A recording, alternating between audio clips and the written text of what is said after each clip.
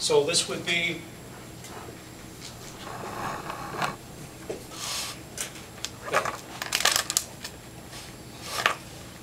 I have a resistor in the circuit.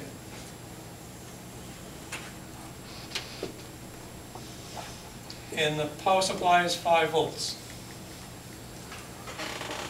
Okay, now, the way I give a test question, the homework problems aren't worded this way, but you should start practicing that way. Because the way I ask a question on the test is, if I gave this question, I break the problem up into about 5, 6, 7, 8 questions. Is the diode forward biased or reverse biased? Is it on or off? If you can answer those questions correctly, the rest of the stuff falls right out. Okay? So I ask the questions that have to be answered mentally in order to do the problem. For instance, I have one diode. If I had 2 diodes, I'd simply call them D1 and D2. I ask the same questions on both of them. Is the diode forward biased or reverse biased? Forward. Forward. Circle that or cross the other off.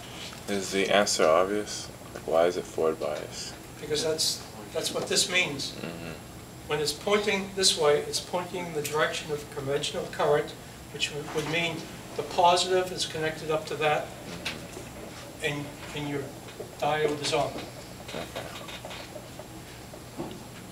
So it's forward biased. Next question, is it on or off? Meaning, can you make a decent assumption that you're conducting milliamps of current in the circuit with the diode in that position? It seems likely. I have 5 volts. How much voltage do I have to use up to get electrons through that energy barrier? 0.75. I'm still going to have over 4 volts to put a current through a resistor, right? So let's say this is 1K.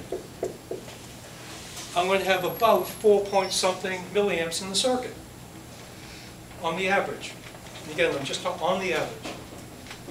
Okay? If I have milliamps of current in the circuit, I'm talking about an electronic circuit. Is the circuit energized or not? It is. Okay? Now, once it's energized and you answer those right, the rest is trivial. Okay? Now, the thing, here's the problem. If I didn't do it this way, you would come in, I have a question like this, I just asked you for currents and voltages, different points in the circuit. And you sit there and say, well, how the hell do I start this thing? Am I not telling you how to start? I'm telling you how to do the problem, right?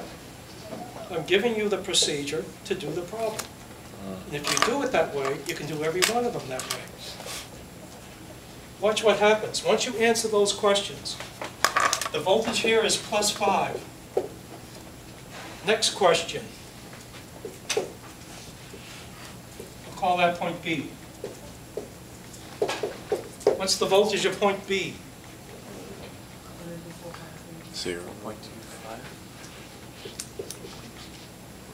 On the average, it's going to be that, right? If it's on, I'm losing 0.7 volts to get my current through it, right? That's what it takes to get over that energy barrier. And the rest I have left for the resistor. What's the delta V across the resistor? Delta V across the resistor. 4.3.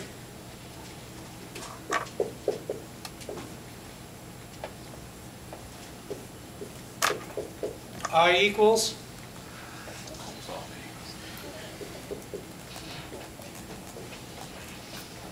okay. I'm assuming that what I have is the typical average diode. I'm just using typical numbers. Will it be exactly that if you picked a diode out of a bucket? No. Close. We're not splitting hairs. you're still going to have about 4 to 4.5 milliamps going through it. If you have to know exactly what's going through it, use a meter. Okay? Now, we have other ways to do it that we'll get into when we start with transistors. I just don't want to take the time for that right now. Now, this is I've had this on test about 10 times, I'll bet. And I've done it like this every time I teach the course. And I put it on a test, and about 1/3 of the people get a 0 on it. I'm close to it. So don't smile and say, this is easy, eh? And you say it's worded exactly how you just said it was. I mean, there has to be a catch. Okay. Someone about a year ago asked me that. And when the test came, I looked at him. He missed the point. I said, have you looked at the test? He says, yes. Look again. He looked. Then he burst out laughing. The date on the test was 2003, spring semester. Same question. Same questions every test, but a different diode circuit. All right? I said, what's the first question?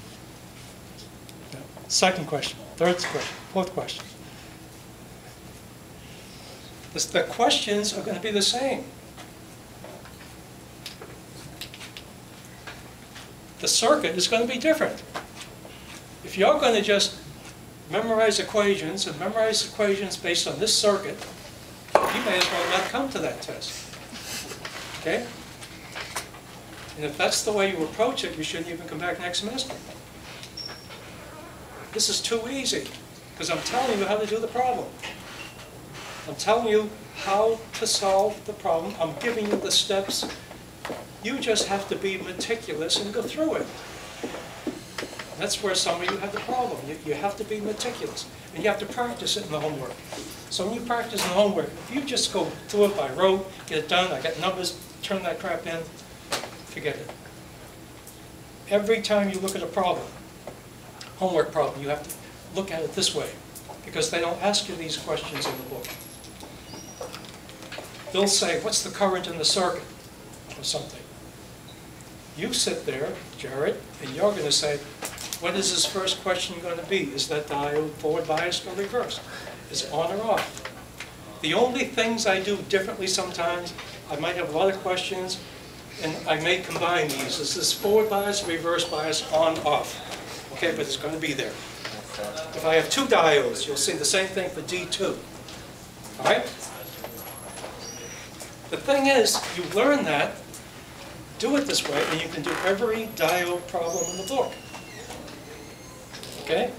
And how do you start it? Can you solve any diode circuit if you don't have a clue as to whether the diode is on or off? No. It's guesswork. And I'll get you on guesswork. In the long run, I'm going to have, when you string all these together, I'm going to have about 25 separate questions. And if you're guessing, it's like going to the casino. You better call Mama for more money. Yeah. Excuse me, sir. So if A would be like reverse bias, the rest would be all zero, The zero. what? If the A is to be reverse bias, Okay. the rest would be all 0, 0, 0, Is that resistance? Okay. Let me. Voltage. We have enough time?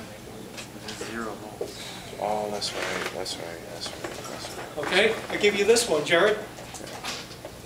Question A. Reverse. Very good. Question B. Off.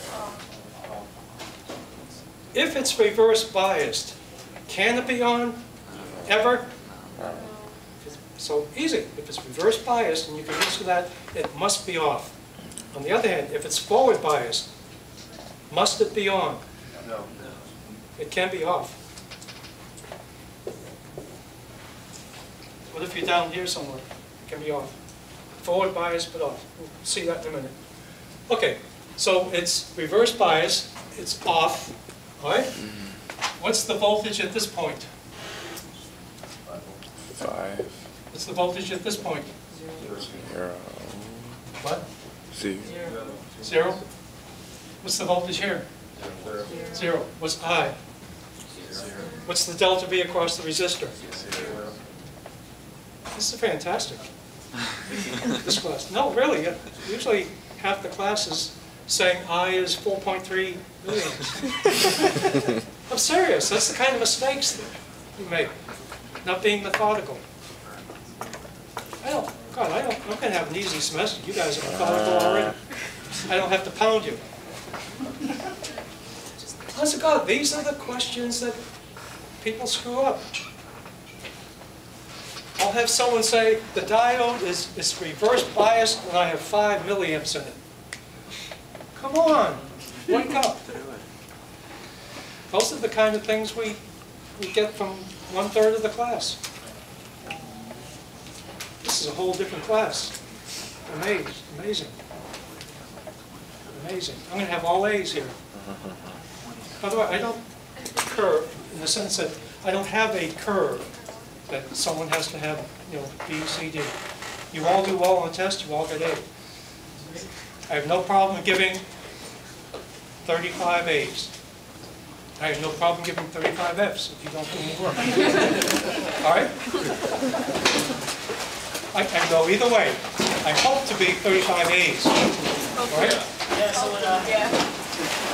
You can do it. I mean, this is, if you have to be methodical and consistent.